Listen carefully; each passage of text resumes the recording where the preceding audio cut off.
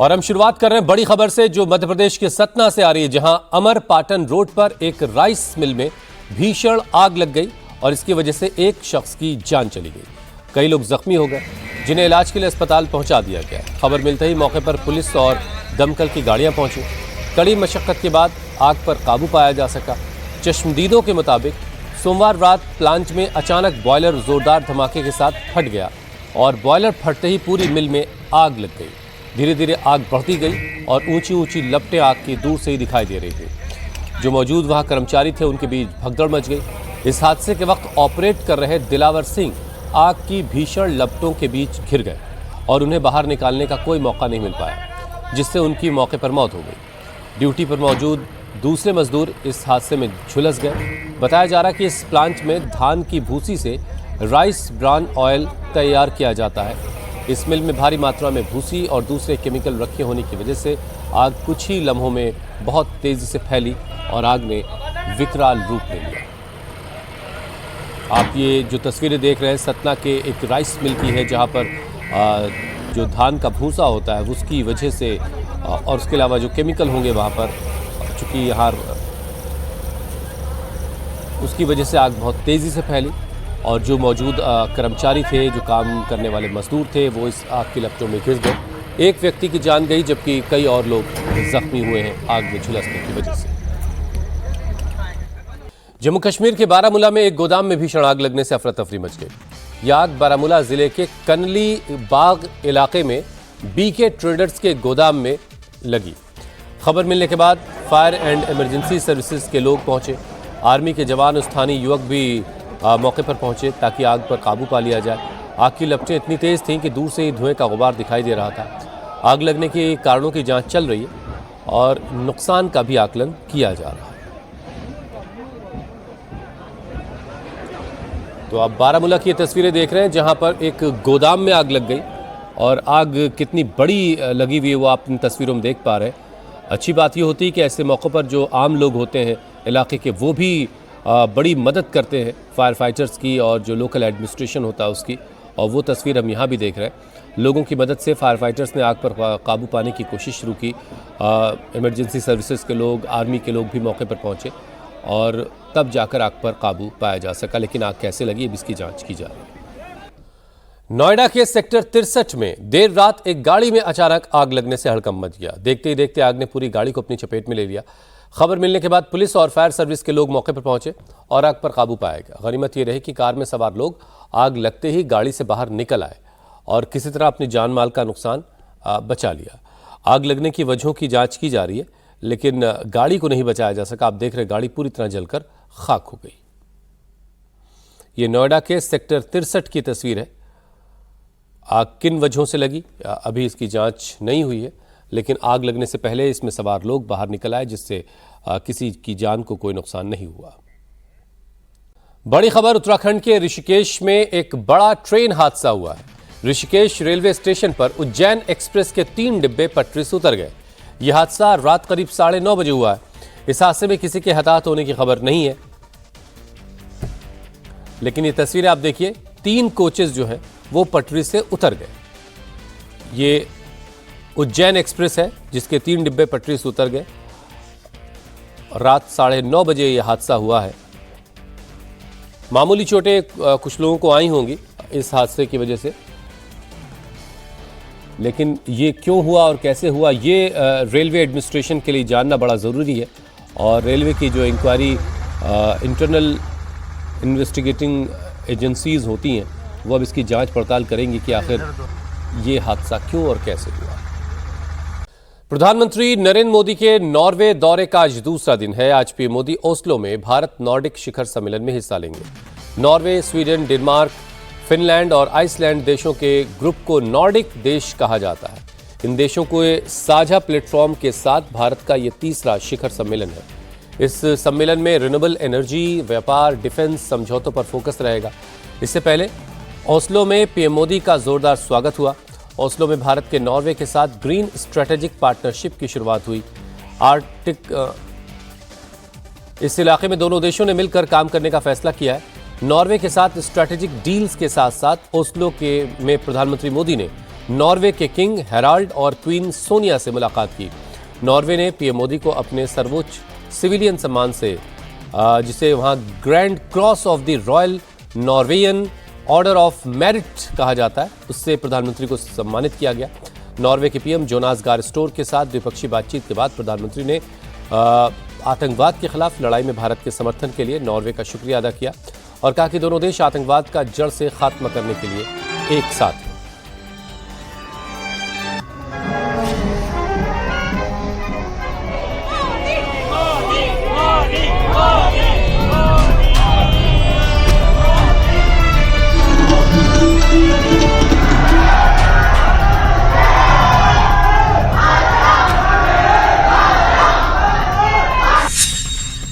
PM Modi ने global कूटनीति में फिर नए झंडे गाड़े हैं।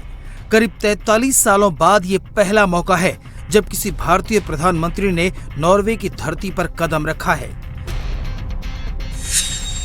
इससे पहले जून 1983 में इंदिरा गांधी ने नॉर्वे का दौरा किया था। नॉर्वे में अपने दौरे के पहले दिन ओस्लो में प्रधानमंत्री मोदी ने नॉर्वे के किंग हेराल्ड और क्वीन सोनिया से मुलाकात की। नॉर्वे ने प्रधानमंत्री को अपने यहाँ के सबसे बड़े civilian award grand cross of the royal Norwegian order of merit से भी सम्मानित किया। एक दिन पहले ही पीएम मोदी को स्वीडन ने royal order of the polar star commander grand cross से नवाजा था।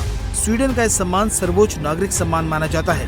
पीएम मोदी ने इस खास दौरे पर इस अवार्ड के लिए शुक्रिया अदा किया और इसे 140 करोड़ भारतीयों का सम्मान बताया। इससे पहले भारतीय समुदाय ने पीएम मोदी का जोरदार स्वागत किया। पीएम मोदी के इंतजार में प्रवासी भारतीय अपने परिवारों के साथ मौजूद थे। इस मौके पर शास्त्रीय संगीत की धुनों ने सबका मन मोह लिया।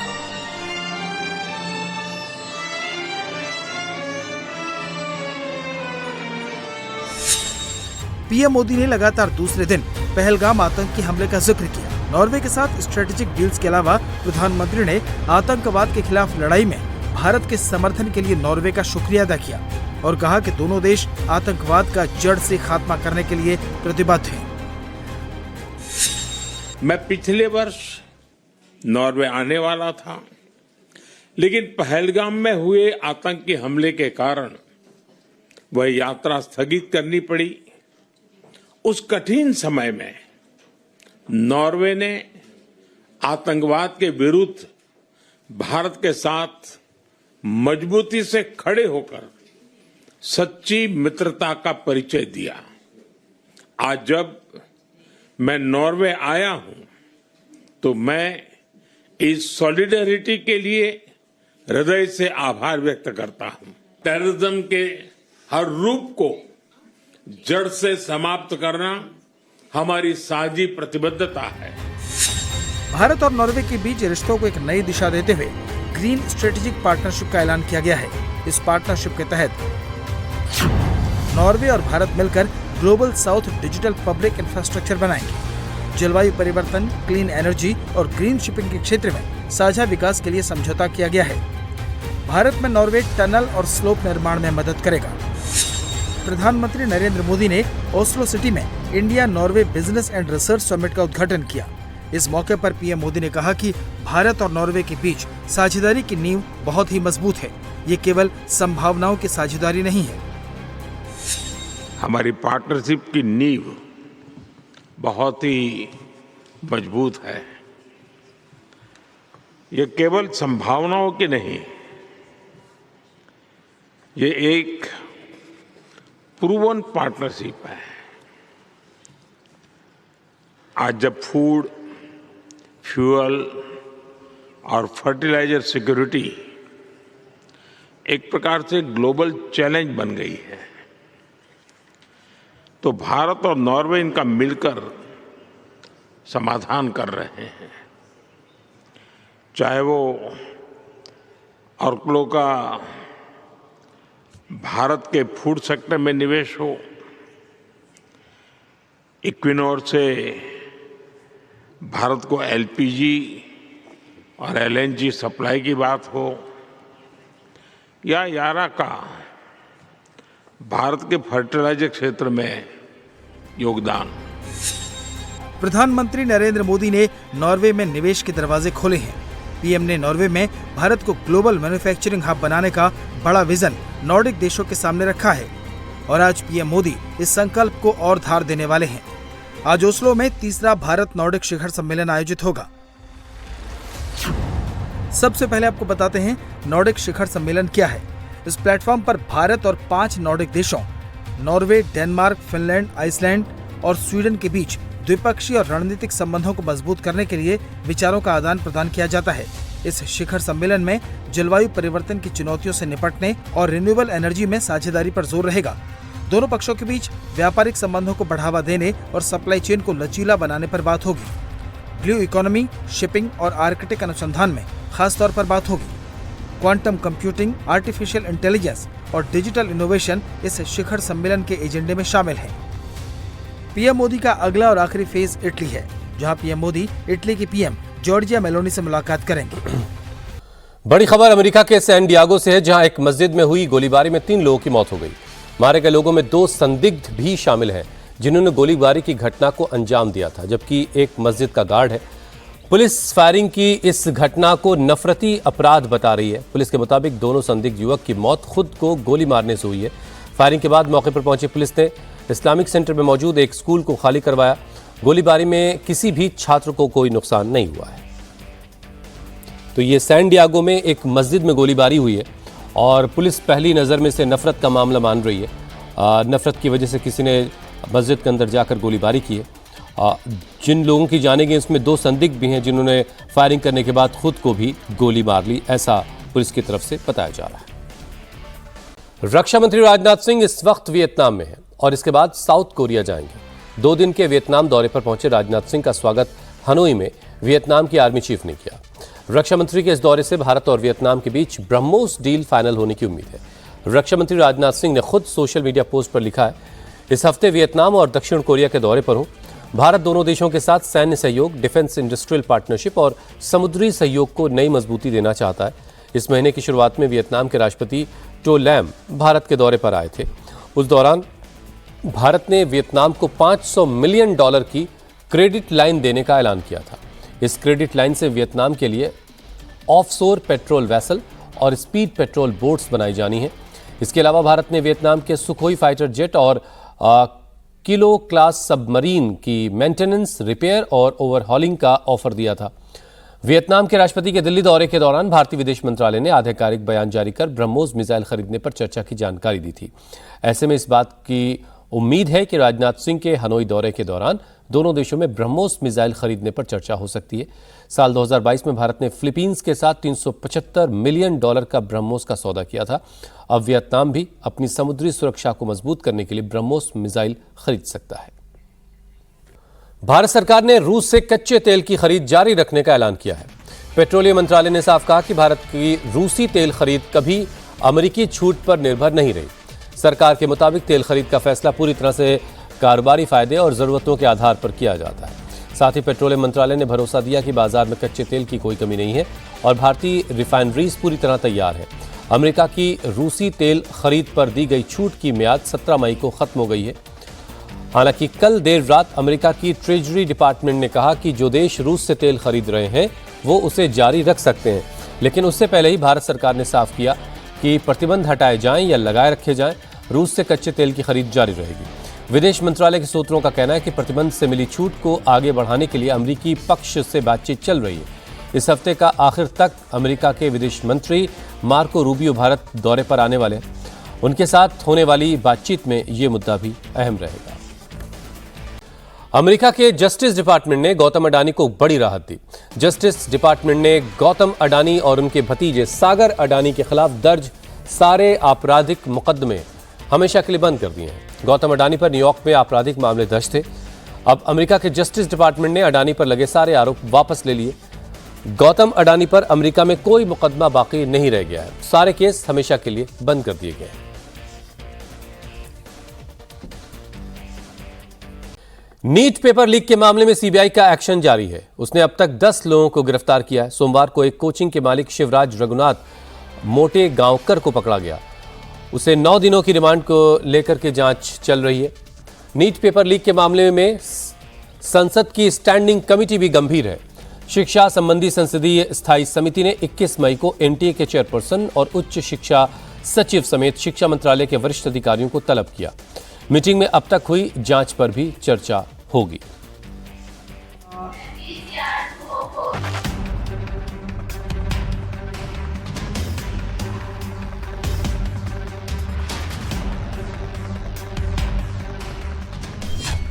नीट पेपर लीक केस में महाराष्ट्र से छठी गिरफ्तारी।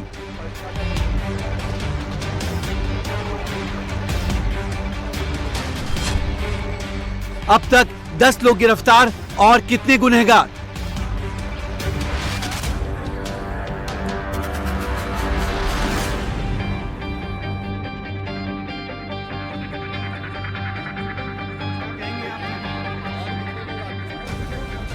नीट पेपर लीक केस में जैसे जैसे जांच आगे बढ़ रही है, वैसे वैसे संगठित नेटवर्क की परतें खुलती जा रही हैं। सीबीआई पूरे गैंग का पता लगाने के लिए लगातार छापेमारी और गिरफ्तारियां कर रही है। वो इस नेटवर्क के हर छोटे बड़े तार को जोड़ने में जुटी है। जांच एजेंसी का दावा है कि पेपर लीक का नेटवर्क एनटीए से लेकर बड़े कोचिंग संस्थानों तक फैला हुआ था। इसी कड़ी में सीबीआई ने शिवराज रघुनाथ मोटेगांवकर नाम के एक और संदिग्ध को अरेस्ट किया है, जिसे 9 दिन की रिमांड में लेकर आगे की जांच की जा रही है। Shivraj Motegaonkar RCC coaching classes नाम से कोचिंग इंस्टीट्यूट चलाता है। महाराष्ट्र के कई शहरों में शिवराज मोटेगांवकर के कोचिंग सेंटर हैं। इन कोचिंग सेंटर का कुल टर्नओवर 100 करोड़ से ज्यादा है। जांच एजेंसी के मुताबिक शिवराज मोटेगांवकर एक संगठित गिरोह का सक्रिय सदस्य था, जिसने नीट पेपर लीक करने और उसे फैलाने में अहम भूमिका निभाई। सीबीआई को जांच में पता चला कि शिवराज मोटेगांवकर को 10 दिन पहले ही नीट का पेपर मिल गया था। नीट एग्जाम से पहले उसने अपनी कोचिंग के बच्चों को परीक्षा में आने वाले क्वेश्चन से रटवाए और दावा किया कि वो जो सवाल पढ़ा रहा है वही एग्जाम में आएंगे। सीबीआई ने 3 मई को लीक हुए नीट पेपर की कॉपी शिवराज के पर्सनल मोबाइल फोन से बरामद की है। आरोप है कि शिवराज ने गेस्ट पेपर के नाम पर छात्रों को असली पेपर के क्वेश्चन बताए। सीबीआई ने तलाशी के दौरान लातूर में आरसीसी कोचिंग क्लासेस की कई फुटेज भी जब्त की है। एक फुटेज 2 मई यानी नीट पेपर के ठीक एक दिन पहले की है। उस दिन शिवराज मोटेगांवकर ने रात को 11:30 बजे तक छात्रों को रिवीजन करवाए। सीबीआई को 3 मई के कुछ फुटेज भी मिले हैं। नीट पेपर लीक मामले में अब तक 10 आरोपी गिरफ्तार हुए हैं, जिनमें से 6 महाराष्ट्र के हैं। पेपर लीक मामले के मास्टरमाइंड पीवी कुलकर्णी और मनीषा गुरुनाथ मंधारे भी महाराष्ट्र से हैं। इसके अलावा मनीषा वाघमारे, शुभम खैरनार, धनंजय लोखंडे और अब शिवराज मोटेगांवकर भी महाराष्ट्र के हैं। एक आरोपी हरियाणा और 3 राजस्थान के सीकर से हैं।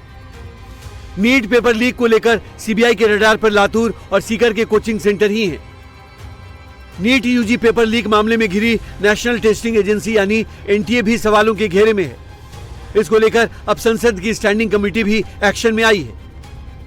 शिक्षा संबंधी संसदीय स्थायी समिति ने 21 मई को एनटीए चेयरपर्सन और शिक्षा मंत्रालय के वरिष्ठ अधिकारियों को तलब किया है। इस मीटिंग में नीट पेपर लीक के अलावा इसकी अब तक हुई जांच पर भी चर्चा होगी। स्थायी समिति की मीटिंग की अध्यक्षता कांग्रेस के नेता दिग्विजय सिंह करेंगे।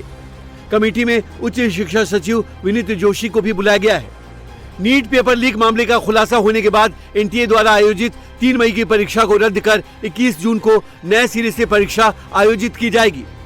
लेकिन मामले में जिस तरह से खुलासे हो रहे हैं, उससे पूरा सिस्टम ही सवालों के घेरे में है, जिसकी वजह से हर साल लाखों बच्चों के भविष्य से खिलवाड़ हो रहा है। और इस वक्त की एक बड़ी खबर आपको बता दें, पेट्रोल और डीजल के दाम 90 पैसे बढ़ा दिए गए हैं। 3 दिन में दूसरी बार तेल की कीमतों में बदलाव हुआ है। 90 पैसे पर लीटर का इजाफा किया गया है। तेल की कीमतों में पेट्रोल और डीजल के दाम 90 पैसे पर लीटर बढ़ा दिए गए हैं। तो ये बड़ी खबर इस वक्त की हम आपको बता रहे हैं। पेट्रोल और डीजल की कीमतों में 90 पैसे प्रति लीटर का इजाफा हुआ है। 3 दिन पहले भी कीमतों में बदलाव हुआ था, कीमतों को बढ़ाया गया था। लगातार ये बात कही जा रही है कि अंतर्राष्ट्रीय बाजार में कच्चे तेल की बढ़ती कीमतों का दबाव पेट्रोलियम कंपनियों पर है और पेट्रोल और डीजल के दामों में इजाफा हो सकता है। और पिछले 3 दिनों के अंदर ये दूसरा मौका है जब तेल की कीमतों में इजाफा किया गया है। दिल्ली में पेट्रोल की जो कीमत है वो 97 रुपये 77 पैसे प्रति लीटर अभी फिलहाल है। और दिल्ली में डीजल 91 रुपये 58 पैसे प्रति लीटर के हिसाब से बढ़ी हुई कीमतों के बाद आपको मिलेगा। कच्चे तेल की कीमतें $110 पर बैरल के आसपास पिछले कुछ दिनों से बनी हुई हैं। एक ताज़ा जब चाइना से लौटने के बाद ट्रंप ने ईरान पर हमले का संकेत दिया, उसके बाद मार्केट की स्थिति खराब हुई और कच्चे तेल के दाम अंतर्राष्ट्रीय बाजार में लगातार जिस तरह के बने हुए हैं उससे लेकर के पूरी दुनिया में तेल की कीमतों को लेकर के तेज़ी देखी जा रही है और वो तेज़ी हमारे यहाँ भी है। प्रधानमंत्री ने इस तरफ इशारा भी किया है। तेल की कीमतें दूसरी बार 3 दिन के अंदर बढ़ाई गई हैं। दिल्ली में पेट्रोल की नई कीमत 97 रुपये 77 पैसे और डीजल की नई कीमत 91 रुपये 58 पैसे पर लीटर है। 90 पैसे प्रति लीटर दाम बढ़ाए गए हैं। सवाल लोगों के जहन में यह है कि क्या ये कीमतें यहाँ आकर के रुक जाएंगी या धीरे धीरे 2-2, 3-3 रुपये 90 पैसे और 1 रुपये करके ये दाम अभी और बढ़ते रहेंगे। पिछले आगे कुछ दिनों में लोगों को ये बातें परेशान कर रही हैं और बढ़ी हुई तेल की कीमतों का असर जाहिर है बाज़ार में मिलने वाली हर एक चीज़ पर पड़ता है। ट्रांसपोर्टेशन में इस्तेमाल होने वाला डीजल और पेट्रोल आपकी जेब पर कई तरह से असर डालता है। आपकी गाड़ी जिसको आप ड्राइव कर रहे होते हैं उसका तो खर्चा बढ़ता ही बढ़ता है, लेकिन आपके घर तक पहुंचने वाली हर चीज़, वो खाने पीने का सामान हो सकता है, वो कोई और हाउस होल्ड हो सकता है, वो सारी चीज़ों की कीमतों पर इस तेल की कीमतों का असर सीधे तौर पर पड़ता है। बंगाल में लॉ एंड ऑर्डर को दुरुस्त करने और क्राइम के साथ करप्शन के खिलाफ शुभेंदु सरकार एक्शन में है। सीएम शुभेंदु अधिकारी ने दंगाइयों के खिलाफ कार्रवाई करने के लिए पुलिस को फ्री हैंड दिया है। हावड़ा में अवैध निर्माण कर बनाए जा रहे 5 मंजिला एक इमारत को धराशायी करने का काम शुरू हो गया है। सीएम शुभेंदु अधिकारी ने भ्रष्टाचारियों को चेतावनी देते हुए कहा कि बंगाल को लूटने वाले एक एक भ्रष्टाचारी जेल में जाएगा। सोमवार को अपनी दूसरी कैबिनेट मीटिंग में कई अहम फैसले लेने के बाद भवानीपुर पहुंचे सीएम ने ममता और अभिषेक पर जमकर हमला बोला तो कोलकाता म्यूनिसिपल कॉरपोरेशन ने अभिषेक बनर्जी को नोटिस जारी कर उनके दोनों घरों का बिल्डिंग प्लान मांगा है। इधर पश्चिम बंगाल की शुभेंदु सरकार ने अपनी दूसरी कैबिनेट बैठक में कई अहम फैसलों को मंजूरी दी है। सरकार ने अन्नपूर्णा योजना को मंजूरी देते हुए महिलाओं के लिए 1 जून से बसों में मुफ्त यात्रा की सुविधा शुरू करने का फैसला लिया है, तो अब उनके खातों में 1 जून से 3,000 रुपये जाएंगे।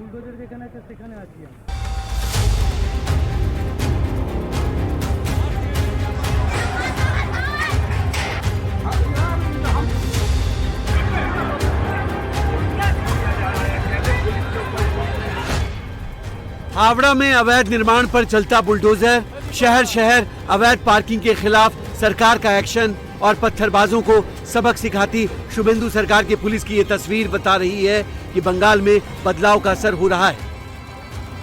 कोलकाता से सटे हावड़ा में जिस अवैध बिल्डिंग पर शुभेंदु सरकार का बुलडोजर गरज रहा है, उसे बनाने के लिए ग्राउंड +1 की परमिशन थी, लेकिन इसे 5 मंजिल तक बनाया जा रहा था। वार्ड नंबर 44 में शरद चटर्जी रोड पर हुए इस गैर कानूनी निर्माण को तोड़ने का काम शुरू कर दिया गया है। बंगाल में एक बार फिर से बुलडोजर एक्शन और इस बार हावड़ा में, हावड़ा के शरद चटर्जी रोड पर इस वक्त हम लोग हैं और यहाँ पर जैसे कि देखा जा रहा है एक बिल्डिंग है जैसे निर्माण किया जा रहा था और इसके ऊपर ही बुलडोजर के जरिए इसको तोड़ा जा रहा है। आरोप ये है कि इस बिल्डिंग का जो परमिशन है वो G+1 था, यानी ग्राउंड फ्लोर +1 था, लेकिन जैसे कि देखा जा रहा है यहाँ पर 5 मंजिला ऊपर उठाया गया है और इसी वजह से हावड़ा कॉरपोरेशन ने इस बिल्डिंग को तोड़ने की अनुमति दिया है और इसी हिसाब से आज बुलडोजर लाया गया है और बुलडोजर के जरिए ये पूरी जो बिल्डिंग है, बिल्डिंग को तोड़ने का जो काम है वो हावड़ा कॉरपोरेशन की तरफ से किया जा रहा है और अंदर में मजदूर भी मौजूद है, वो भी जितना भी फ्लोर है वो फ्लोर को तोड़ने का काम जो है वो काम इस वक्त किया जा रहा है। पुलिस की मदद से इस जो बिल्डिंग है इस बिल्डिंग को गिराने का काम फिलहाल किया जा रहा है ताकि कोई भी अशांति ना फैले। इसके लिए यहाँ पर पुलिस प्रशासन के भारी मौजूदगी भी नजर आ रहा है। बंगाल का सीएम बनने के बाद से ही शुभेंदु अधिकारी एक्शन मोड में है।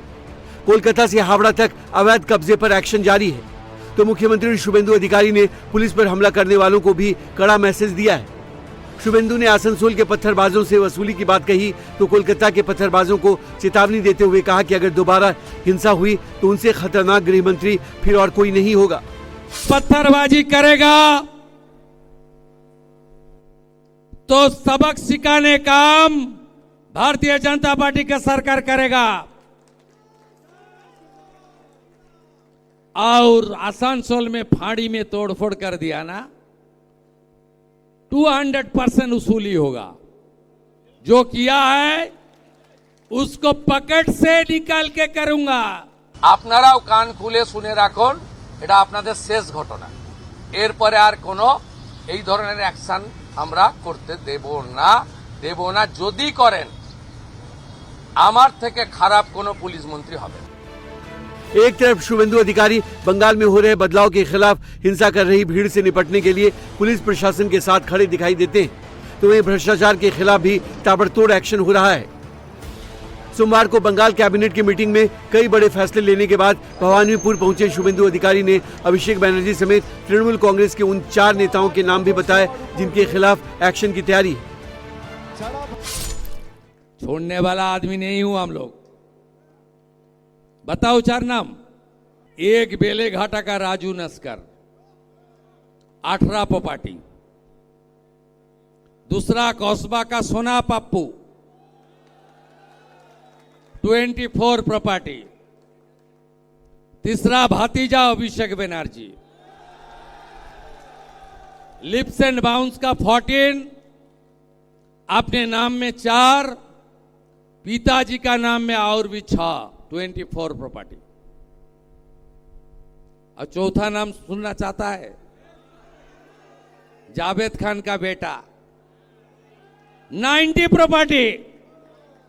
ये लूटने वाला जैसे शांतनु सिन्हा विश्वास अंदर में है, सुजीत बोस अंदर में है, आने वाला दिन में सब भ्रष्टाचारी को जेल के अंदर डालने का काम कानूनी तरीके से भाजपा सरकार करेगा।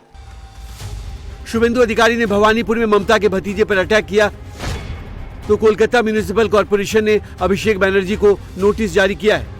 सूत्रों के मुताबिक अभिषेक बनर्जी को साउथ कोलकाता में कालीघाट रोड और हरीश मुखर्जी रोड पर उनके घर को लेकर नोटिस भेजकर ये जानकारी देने को कहा गया है कि बिल्डिंग बनते समय क्या सभी नियमों का पालन किया गया है। कॉर्पोरेशन ने बिल्डिंग में एक्स्ट्रा कंस्ट्रक्शन को लेकर भी जानकारी मांगी है और अभिषेक बनर्जी को अपने घर का बिल्डिंग प्लान जमा करने को कहा है। सत्ता का दुरुपयोग कर बंगाल को लूटने वालों को सजा दिलाने के लिए शुभेंदु अधिकारी ने हाईकोर्ट के रिटायर्ड जजों की अध्यक्षता में 2 कमीशन गठित किए हैं।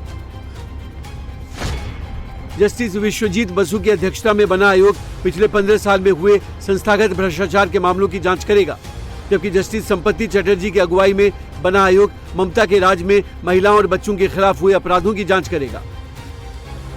सोमवार को कैबिनेट मीटिंग में बनाए गए कमीशन 1 जून से काम शुरू कर देंगे। 2 कमीशन आज कैबिनेट ने बना दिया। एक में चेयरमैन है एक्स जस्टिस विश्वजीत बासु और मेंबर सेक्रेटरी है करप्टेड पीपल का जम जयरामन साहब आईपीएस, जिन्होंने एसजीडीए घोटाला में आईपीएस को जेल की आईएएस को जेल के अंदर दिया था। जयरामन साहब ही सब भ्रष्टाचारी को अंदर करने का काम करेगा। आरजीकर से लेकर कामदूनी पार्क स्ट्रीट से लेकर कौसबा लॉ कॉलेज से लेकर रामपुर हाट के शेड्यूल ट्राइब गर्ल चाइल्ड से लेकर बॉकटुइक में मुसलमान महिला से लेकर जितना भी मां, बेटी, बहन, दीदी के ऊपर अत्याचार हुआ उसको कानूनी तरीके से शिकंजा कसने का काम करेगा एक्स जस्टिस समाप्ति चटर्जी का कमेटी, जिनका मेंबर सेक्रेटरी है। आज कैबिनेट ने उनको जिम्मेदारी दिया है आईपीएस दामोदर सेन। शुभेंदु अधिकारी एक तरफ भ्रष्टाचार से लेकर संगीन अपराधियों पर एक्शन ले रहे हैं, तो वहीं सीएम शुभेंदु ने कैबिनेट मीटिंग में अफसरों को जवाबदेही और पारदर्शिता पर जोर देने के निर्देश दिए। सीएम शुभेंदु अधिकारी ने बैठक के दौरान अधिकारियों को निर्देश दिया कि वे उन्हें खुश करने के लिए हर आधिकारिक फैसले में बार बार मुख्यमंत्री की प्रेरणा से शब्द का जिक्र न करें। इससे पहले ममता राज में सभी सरकारी घोषणाओं में मुख्यमंत्री की प्रेरणा से जोड़ा जाता था। शुभेंदु ने भवानीपुर की सभा में बंगाल में हो रहे बदलाव के संकेत दिए और कहा कि बंगाल में अब हेलमेट लगाना जरूरी हो गया है। एक हफ्ता पहले तक अगर सिर पर टोपी थी तो हेलमेट की जरूरत नहीं होती थी, लेकिन अब एक्शन के बाद बंगाल में हेलमेट की दुकानों पर लाइनें लग रही हैं। शुभेंदु अधिकारी ने धार्मिक केंद्रों पर लाउड स्पीकर का वॉल्यूम डाउन रखने के भी निर्देश दिए हैं। मोटर व्हीकल एक्ट में सिख समाज को एग्जाम्प्ट है, वो लोग को मैंडेटरी नहीं है हेलमेट देना। ओनली सिख समाज जो हमारी देश की शान है, बाकी सबको हेलमेट पहनना चाहिए। थोड़ा बदल दिख रहा है ना, हेलमेट परचेज करने के लिए लंबा लाइन दिख रहा है। हर समुदाय का लोग लाउड स्पीकर अपने जो आस्था का केंद्र है उनकी प्रीमिसेस के अंदर रखिए ना भाई। बंगाल की फाल्ता सीट पर आज सीएम शुभेंदु अधिकारी का रोड शो है। फाल्ता विधानसभा में चुनावी हिंसा के आरोप के बाद आयोग ने 29 अप्रैल को हुए मतदान को रद्द कर दिया था। अब फाल्ता में 21 मई को दोबारा से मतदान होना है, जहां चुनाव कैंपेनिंग के लिए आखिरी 48 घंटे बाकी बचे हैं। इस बार के विधानसभा चुनाव में बीजेपी ने बंगाल में बम्पर जीत हासिल की है, तो फाल्ता की लड़ाई शुभेंदु सरकार की पहली परीक्षा मानी जा रही है। इस सीट पर पिछले 15 सालों से टीएमसी का कब्जा रहा है, लेकिन इस बार लड़ाई कांटे की। पश्चिम बंगाल के मुख्यमंत्री शुभेंदु अधिकारी के पीए चंद्रनाथ रथ मर्डर केस में सीबीआई को बड़ी कामयाबी मिली। सीबीआई ने यूपी से मेन शूटर राजकुमार सिंह को गिरफ्तार कर लिया है। मुजफ्फरनगर पुलिस के सहयोग से गिरफ्तारी हुई। आरोपी राजकुमार को आज ट्रांजिट रिमांड पर कोलकाता की ले जाकर के कोलकाता की सीबीआई कोर्ट में पेश किया जाएगा।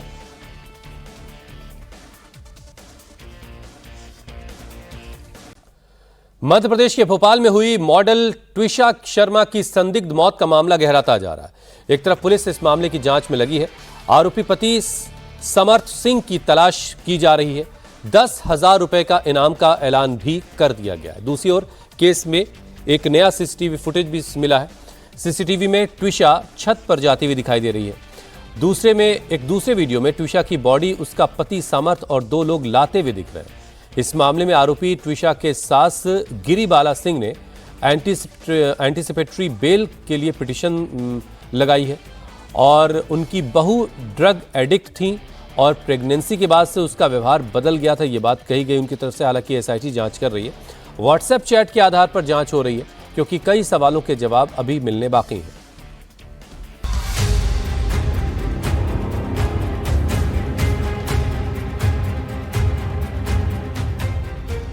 Twisha Sharma death mystery WhatsApp chat से सुलझेगी गुत्थी।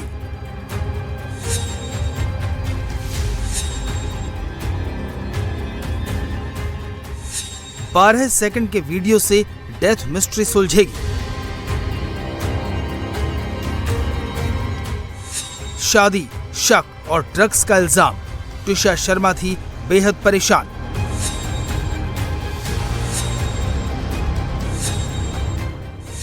आरोपी पति फरार, ट्विशा शर्मा पर किया अत्याचार। ट्विशा शर्मा मर्डर केस में ये एक चैट बहुत कुछ बयान कर रहा है। किसी में ट्विशा जाल में फंस जाने की बात लिखती है, किसी में दम घुटने की, किसी में पति के शक करने की, तो किसी में जीवन नरक हो जाने की। एक चैट को लेकर दावा किया जा रहा है कि ट्विशा शर्मा कई दिनों से परेशान थी और अपनी मां को ससुराल की 4 दीवारी के पीछे की भयानक आपबीती बताती थी और अब उसकी मौत मिस्ट्री बन गई है। वहीं ट्विशा की मौत से पहले का एक सीसीटीवी फुटेज भी सामने आया है, जिसमें वो छत पर जाती दिख रही है। वहीं दूसरे सीसीटीवी में ट्विशा के पति समर्थ समेत 2 लोग उसे सीढ़ियों से नीचे लाते हुए दिख रहे हैं। ट्विशा 11 मई की शाम ब्यूटी पार्लर से तैयार होकर घर लौटी थी। उसी दौरान उसकी मां का फोन आया। बातचीत करते हुए वो घर की छत पर चली गई। कुछ देर बाद कॉल अचानक कट गया। रात करीब 10:30 बजे ट्विशा घर की छत पर प्लास्टिक की रस्सी के सहारे फंदे से लटकी मिली। पति समर्थ सिंह पड़ोसियों की मदद से उसे लेकर अस्पताल पहुंचा, जहां डॉक्टरों ने ट्विशा को मृत घोषित कर दिया। ट्विशा शर्मा की मौत का मामला लगातार उलझता जा रहा है। मौत के 7 दिन बाद भी पुलिस किसी ठोस पहलू पर नहीं पहुंची। और अब मामले में नया ट्विस्ट तब आया जब आरोपी सास गिरीवाला ने एंटीसिपेटरी बेल पिटीशन में बहू पर गंभीर आरोप लगा दिए। बेल पिटीशन में गिरीवाला सिंह ने अपनी बहू को ड्रग एडिक्ट बताया। आरोप के मुताबिक अगर ट्विशा को नशा नहीं मिलता था तो उसके हाथ कांपते थे। प्रेग्नेंट होने के बाद ट्विशा का व्यवहार बदल गया था। ट्विशा 17 अप्रैल से 18 अप्रैल के बीच 12 घंटे के लिए लापता थी। सास के मुताबिक ड्रग ओवरडोज की वजह से ट्विशा ने अबॉर्शन कराया था। ट्विशा की मानसिक स्थिति ठीक नहीं थी और उसका साइकोलॉजिस्ट के पास इलाज चल रहा था। उसका जाना हमारे लिए इट्स अ नाइटमेयर, क्योंकि व्हाटएवर इट इज हमारे घर का एक हिस्सा थी। उसके जब भी इसने एमटीपीएस अपनी इच्छा से कराई थी, डॉक्टर्स ने एडवाइस किया था अगेंस्ट दिस। उसी दिन साइकियाट्रिक काउंसलिंग के लिए भी गई थी। उसको दवाइयाँ ऑलिज़ोप्राम जो शिज़ोफ्रेनिक पेशेंट्स को दी जाती उसने शुरू भी की थी। एक आध दिन ठीक रहती थी, लेकिन फिर अगेन कुछ उसको फिर थोड़ा परिवर्तन आता था। संडे के दिन, दैट इज 2-3 दिन पहले, थोड़ा सा ऑब्जर्व किया, हैंड्स में थोड़ा शिवरिंग था, which is typical of withdrawal symptom. इस बीच ट्विशा का पति समर्थ सिंह फरार है। उसकी अग्रिम जमानत की याचिका खारिज हो चुकी है। हालांकि ट्विशा की सास जो आरोप लगा रही हैं, उसका जिक्र ट्विशा की मां ने चैट में किया था। ट्विशा ने लिखा था कि ससुराल वालों को लगता है कि वो ड्रग्स लेती है, लेकिन सच ये है कि उसका पति उसके साथ सही से नहीं रहता। इसी वजह से उसका मूड खराब रहता है और उसे ससुराल में घुटन होती है। सिर्फ इतना ही नहीं, ट्विशा ने अपने ससुराल वालों को लेकर गंभीर बातें लिखी हैं। पति समर्थ सिंह पर चरित्र पर सवाल करने जैसे गंभीर आरोप लगाए। जो व्हाट्सएप चैट सामने आई है, उसके मुताबिक ट्विशा ने इन मैसेजेस में लिखा। भोपाल की ट्विशा शर्मा के बाद अब ग्रेटर नोएडा की दीपिका नागर की मौत ने पूरे देश को झकझोर कर रख दिया है। दोनों की ही शादी को ज्यादा वक्त नहीं बीता था, लेकिन परिवारों का आरोप है कि दहेज की मांग और लगातार प्रताड़ना ने उनकी बेटियों की जिंदगी छीन ली। इन दोनों मामलों में बहुओं के शरीर पर चोट के निशान पाए गए और ससुराल वालों पर गंभीर आरोप लगे। ग्रेटर नोएडा के जलपुरा गांव में रहने वाली दीपिका नागर ने छत से कूदकर आत्महत्या कर ली थी। आरोप है कि ससुराल पक्ष लगातार दहेज के लिए दबाव बना रहा था, जिससे परेशान होकर उसने आत्महत्या करने का फैसला किया। इस मामले में पुलिस ने आरोपी पति और ससुर को गिरफ्तार कर लिया है और अन्य लोगों की तलाश की जा रही है और परिवार इंसाफ की उम्मीद कर रहा है।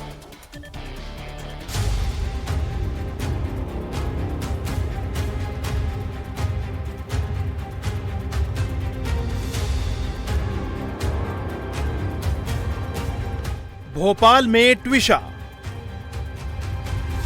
ग्रेटर नोएडा में दीपिका, बेटियों के साथ कब तक अत्याचार होगा?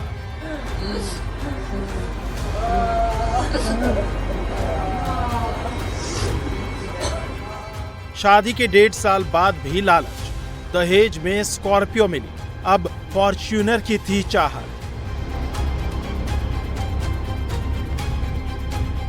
50 लाख की मांग, दहेज के दानवों ने ले ली दीपिका की जान।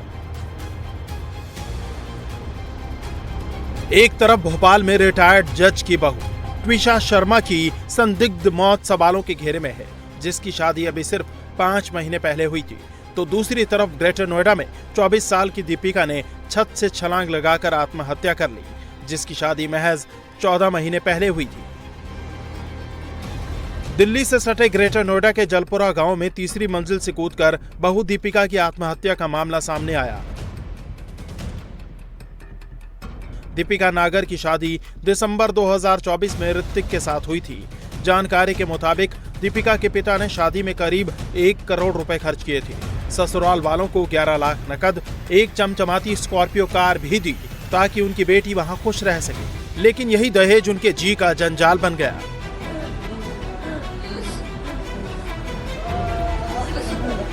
आरोप है कि शादी के कुछ समय बाद ही दीपिका के पति और ससुर का लालच और ज्यादा बढ़ गया। वो दिए गए दहेज से संतुष्ट नहीं थे और दीपिका पर मायके से 51 लाख रुपए नकद और एक फॉर्च्यूनर कार लाने का लगातार दबाव बनाने लगे। मेरी बेटी गांव जलपुरा में मैंने उसकी शादी की थी 2024 दिसंबर में। ससुराल पक्ष तो फॉर्च्यूनर गाड़ी मांग रहा है, 51 लाख रुपए मांग रहा था। एक स्कॉर्पियो गाड़ी दी थी जी, देने को तो कमी हमने भी नहीं करी। खैर फर्स्ट मॉडल एक स्कॉर्पियो एन हमने भी दी थी और 5.5 लाख कन्यादान दिया था। 2.5 लाख हमने जो लगन पे दिए थे, 1.5 लाख हमने चिट्ठी पे दिए थे। दीपिका के ससुराल वाले उसे लगातार प्रताड़ित कर रहे थे। बीती 17 मई को दीपिका ने अपने पिता को सारी बातें बताई थी और जल्द आने को कहा, जिसके बाद दीपिका के पिता उसके ससुराल पहुंचे। ससुराल पक्ष को समझाकर मामला शांत भी कराया, लेकिन रात तक खबर आई कि दीपिका छत से कूद गई है और उसकी मौत हो गई है। शादी के 1.5 साल होने के बावजूद भी जो है दीपिका के ससुराल वाले उसे दहेज के लिए प्रताड़ित करते थे। यही नहीं, मृतका के जो पिता हैं उनका साफ तौर पर आरोप है कि इसी के चलते जो है प्रताड़ित होकर दीपिका ने उन्हें बीती 17 तारीख को अपने पिता को फोन भी किया था। पिता जो है शाम को तकरीबन 7 बजे दीपिका के ससुराल में पहुंचे, जहां पर उन्होंने ससुराल वालों से बातचीत की, उन्हें समझाया बुझाया और उसके बाद वो वापस चले गए। लेकिन तकरीबन आधी रात को जो है दीपिका के पिता को ये फोन करके ससुराल पक्ष की तरफ से सूचना दी गई कि उनकी बेटी जो है वो छत से गिर गई है, उसे चोटें आई हैं और अस्पताल लेकर जा रहे हैं। जहां पर अस्पताल जब लेकर पहुंचे तो दीपिका की जो है वो मौत हो चुकी थी। फिलहाल पुलिस ने मामले की गंभीरता को देखते हुए जो दीपिका के पिता हैं उनकी शिकायत पर मृतक लड़की दीपिका के पति ऋतिक और उसके ससुर को गिरफ्तार कर लिया है, जबकि परिवार के जो दूसरे सदस्य हैं वो अभी फरार चल रहे हैं। आप तस्वीरें देखिए कि घर का जो ताला है वो यहाँ पर लगा हुआ है, तमाम जो गेट हैं वो बंद हैं और पूरा परिवार जो है इस वक्त फरार है। मामले की गंभीरता को देखते हुए पुलिस ने दीपिका के पिता की शिकायत पर उसके पति ऋतिक और ससुर मनोज को गिरफ्तार कर लिया है, जबकि घर के बाकी सदस्य फरार हैं, जिनकी तलाश में टीमें लगी हैं। घटना ने दहेज उत्पीड़न और महिलाओं की सुरक्षा को लेकर कई सवाल खड़े कर दिए हैं। हालांकि पुलिस मामले में कड़ी कार्रवाई की बात कह रही है। सोमवार शाम सीएम योगी आदित्यनाथ ने लखनऊ में डिप्टी सीएम ब्रजेश पाठक के आवास पर सुंदरकांड पाठ में हिस्सा लिया। इस कार्यक्रम में सीएम योगी आदित्यनाथ का स्वागत और अभिनंदन किया गया। विश्वविख्यात भजन गायक अजय याग्निक ने सुंदरकांड का पाठ किया। बीजेपी के कई मंत्री कार्यक्रम में पहुंचे। सीएम योगी के साथ अपर मुख्य सचिव गृह संजय प्रसाद और मंत्री बलदेव सिंह आलोक भी मौजूद थे। और अब देखिए दिव्यांगजनों के लिए हमारा खास बुलेटिन। प्रधानमंत्री नरेंद्र मोदी आज नॉर्वे की राजधानी ओस्लो में तीसरे भारत नॉर्डिक शिखर सम्मेलन में हिस्सा लेंगे। इस समिट में स्वीडन, डेनमार्क, फिनलैंड और आइसलैंड के नेता भी शामिल होंगे। वहीं सोमवार को नॉर्वे के राजा हेराल्ड पंचम ने पीएम मोदी को अपने सर्वोच्च सम्मान grand cross of the royal Norwegian order of merit से सम्मानित किया। पीएम मोदी ने कहा कि दुनिया अस्थिरता के दौर से गुजर रही है, जंग किसी भी समस्या का समाधान नहीं। साथ ही पीएम ने पहलगाम हमले के बाद भारत के समर्थन के लिए नॉर्वे का शुक्रिया अदा किया। रक्षा मंत्री राजनाथ सिंह वियतनाम और दक्षिण कोरिया की 4 दिनों की यात्रा पर हैं। वियतनाम रवाना होने से पहले रक्षा मंत्री ने कहा कि इन दोनों एशियाई देशों की उनकी यात्रा का मेन फोकस रक्षा औद्योगिकी साझेदारी को मजबूत करना, समुद्री सहयोग को बढ़ाना और स्थिरता को बढ़ावा देना होगा। वहीं राजनाथ सिंह की इस यात्रा से बरसों से पाइपलाइन में पड़ी भारत और वियतनाम की ब्रह्मोस डील फाइनल होने की उम्मीद एक बार फिर जाग गई है। पश्चिम बंगाल का मुख्यमंत्री बनने के बाद से शुभेंदु अधिकारी फुल एक्शन में है। सीएम शुभेंदु अधिकारी ने दंगाइयों के खिलाफ कार्रवाई करने के लिए पुलिस को फ्री हैंड दे दिया है। शुभेंदु अधिकारी ने साफ साफ कहा कि पुलिस पर हमला किसी भी सूरत में बर्दाश्त नहीं किया जाएगा। पुलिस किसी पर जुल्म नहीं करेगी, लेकिन जो कानून हाथ में लेगा, प्रशासन को चुनौती देगा, उसे बख्शा नहीं जाएगा। शुभेंदु ने भ्रष्टाचारियों को चेतावनी देते हुए कहा कि बंगाल को लूटने वाले नहीं बचेंगे, एक भ्रष्टाचारी जेल भेजा जाएगा। रूस के राष्ट्रपति व्लादिमीर पुतिन आज से 2 दिन के दौरे पर चीन जाएंगे। रूस के विदेश मंत्रालय ने बताया कि यात्रा चीनी राष्ट्रपति शी जिनपिंग के निमंत्रण पर हो रही है। इस दौरे के दौरान पुतिन और शी जिनपिंग कई अहम मुद्दों पर बातचीत करेंगे। रणनीतिक साझेदारी और सहयोग को और मजबूत बनाने के तरीकों पर चर्चा करेंगे। इसके अलावा अंतर्राष्ट्रीय और क्षेत्रीय मुद्दों पर भी बातचीत होगी। इससे पहले अमेरिकी राष्ट्रपति डोनाल्ड ट्रंप 3 दिन के चीन दौरे पर गए थे। आईपीएल में सनराइजर्स हैदराबाद ने चेन्नई सुपर किंग्स को 5 विकेट से हरा दिया। चेन्नई ने टॉस जीतकर पहले बल्लेबाजी करते हुए 20 ओवर में 7 विकेट पर 180 रन बनाए। जवाब में हैदराबाद ने 19 ओवर में 5 विकेट खोकर टारगेट हासिल कर लिया। इसी जीत के साथ हैदराबाद की टीम प्लेऑफ के लिए क्वालिफाई कर गई है। हैदराबाद के लिए ईशान किशन ने 47 गेंदों में 70 रन की शानदार पारी खेली। चेन्नई की ओर से डेवाल्ड ब्रेविस ने 27 गेंदों में 44 रन बनाए।